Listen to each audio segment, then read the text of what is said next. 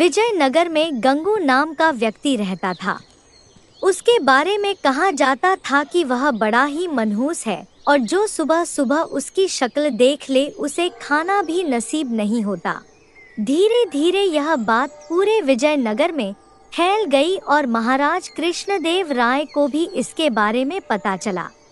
उन्होंने सोचा कि उनके राज्य में इस तरह के मनहूस व्यक्ति का रहना उचित नहीं है, किंतु राजा बहुत न्यायप्रिय थे। उन्होंने सोचा कि पहले वो यह देखना चाहते हैं कि इस बात में कितनी सच्चाई है। राजा ने अपने सेनापति को आदेश दिया कि गंगू को उनके सामने लाया जाए। सैनिकों ने गंगू को महाराज कृष्णदेव राय के समक्ष पेश किया। महाराज कृष्णदेव राय जिस कमरे में सोते थे उसी में गंगू के लिए भी विस्तार लगवाया और सुबह जब राजा सोकर उठे तो उन्होंने सबसे पहले गंगू का चेहरा देखा।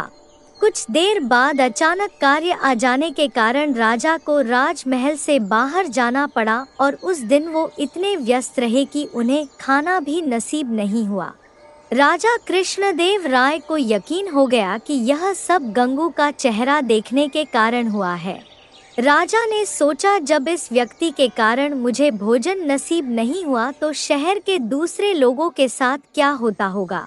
गुस्से में राजा कृष्णदेव राय ने गंगू को फांसी पर टांगने का आदेश दिया। यह बात पूरे राज्य में फैल गई कि कल गंगू को फांसी दी जाएगी। जब यह बात तेनालीराम को पता चली तो वे सारा माजरा समझ गए और तत्काल गंगू के पास पहुँचे।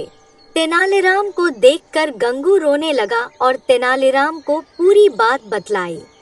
तेनालीराम ने गंगू को सांत्वना देते हुए उससे कहा कि जैसा मैं कहूँ तुम्हें वैसा ही करना होगा। गंगू भी तेनालीराम की बात समझ गया।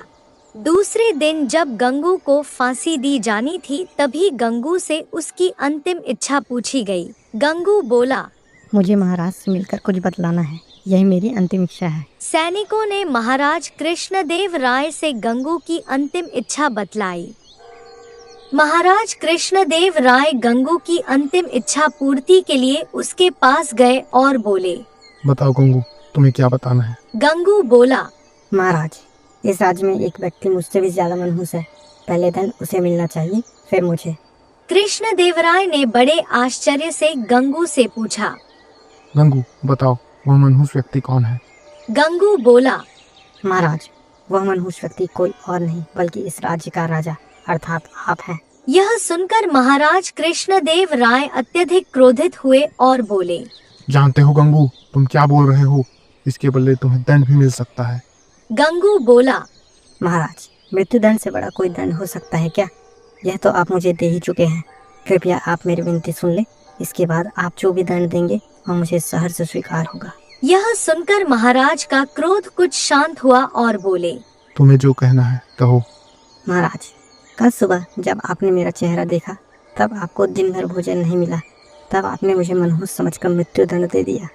ठीक उसी समय कल सुबह मैंने भी आपका चेहरा देखा था और मुझे फांसी की सजा मिल गई। मतलब आप मुझसे भी ज्यादा मनहूस हुए। महाराज कृष्णदेवराय को पूरी बात समझ आ गई और उन्हें अपने निर्णय पर पछतावा हो रहा था। उन्होंने तत्काल गंगू की फांसी की सजा माफ कर दी। गंगू को अपने पास बुलाकर पूछा, गंगू, यह विचार तुम्हारे मन में कैसे आया। गंगू बोला, महाराज, मुझे तेनालीराम ने यह सब करने की सलाह दी थी। महाराज कृष्णदेव राय ने गंगू को बहुत सा धन देकर विदा किया और तेनालीराम को बुलाकर उसका धन्यवाद दिया कि उनके कारण एक निर्दोष की जान बच गई और महाराज के हाथ से एक बहुत बड़ा पाप होने से बच गया।